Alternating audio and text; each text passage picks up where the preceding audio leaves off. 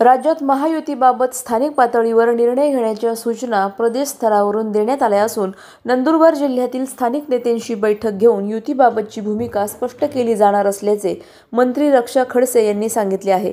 नंदुरबारमध्ये मंत्री रक्षा खडसे यांच्या उपस्थितीमध्ये जिल्ह्यातील 4ही नगरपालिकांच्या इच्छुकांच्या मुलाखती होत आहे।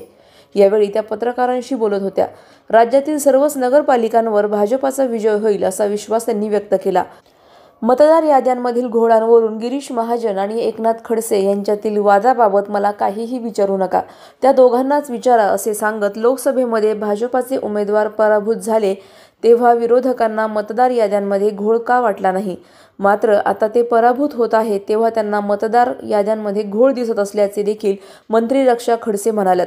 पार्थ पवारांच्या वादावर रक्षा खडसे यांनी बोलणं टाळत मुख्यमंत्र्यांनी याबाबत सर्व काही स्पष्ट केले असल्याचे मंत्री रक्षा खडसे म्हणाल्यात। सलाउद्दीन लोहार, नंदुरबार, न्यूज 24।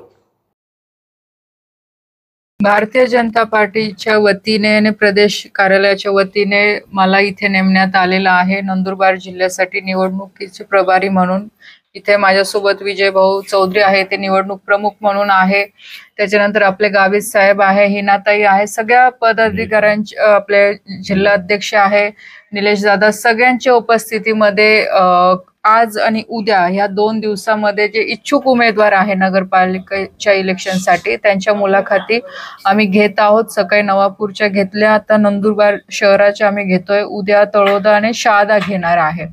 आणि खूप चांगला प्रतिसाद भारतीय जनता पार्टीमध्ये लोकांचा म्हणजे उमेदवारी घेण्यासाठी लोकांचा खूप चांगला रिस्पॉन्स भेटतोय। सकाळी पण आम्ही जेव्हा नवापूरला तिथे बघितलं, जवळपास खूप चांगले उमेदवार प्रत्येक वॉर्डमध्ये 5-5, 6-6 उमेदवारांनी तिथे मुलाखती दिलेल्या आहे। आणि नक्कीच पूर्ण विश्वास आहे की ज्या पद्धतीने मागच्या काळामध्ये संघटनेचं काम इथे उभं राहिलेलं आहे, ज्या पद्धतीने कार्यकर्ते मेहनत इथे घेत आहे आणि खास करून भारतीय जनता पार्टीची सत्ता इथे विधानसभेमध्ये आहे। काही थोड्या मतांनी म्हणजे काही मतांनी आम्ही लोकसभा जिंकू शकलो नाही, पण तरी सुद्धा भारतीय जनता पार्टीची इथे ताकद आहे, विधानसभेमध्ये आमदार आहे।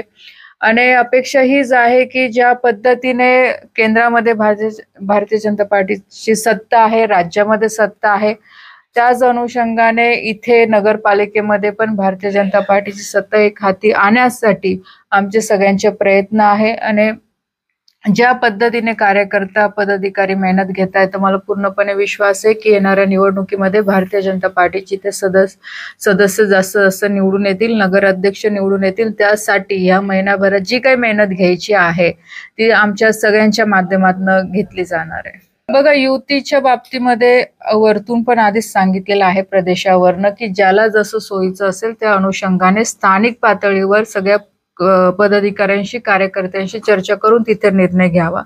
अजून ह्या बाबतीमध्ये नंदुरबार जिल्ह्यामध्ये काही निर्णय झालेला नाहीये, कारण की आज मुलाखती घेणं सुरू झालेलं आहे।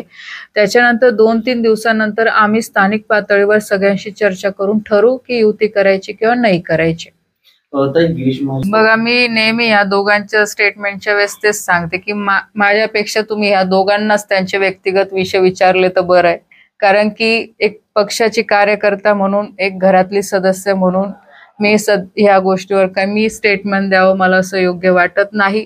आज भारतीय जनता पार्टीची खासदार म्हणून, आज भारतीय जनता पार्टीची कार्यकर्ता म्हणून नक्कीच आज जे काही विरोधक मतदार यादींना घेऊन प्रश्नचिन्ह उभे करताय, तर हा प्रश्न तर आहेच की जेव्हा लोकसभेमध्ये आमचे पण बरेचसे, आता जसं हिनाताई आहे, ह्या पण पराभूत झाल्या काही मतांनी, धुळ्याची सीट आमची काही मतांनी गेली, त्यावेळेस मग विरोधक का नाही बोलले? त्यावेळेसही त्यांनी प्रश्नचिन्ह उभा केला पाहिजे होता की इथे मतदानाचा घोळ झालाय, मतदान यादीचा घोळ झाला, त्यावेळेस त्यांनी केलं नाही।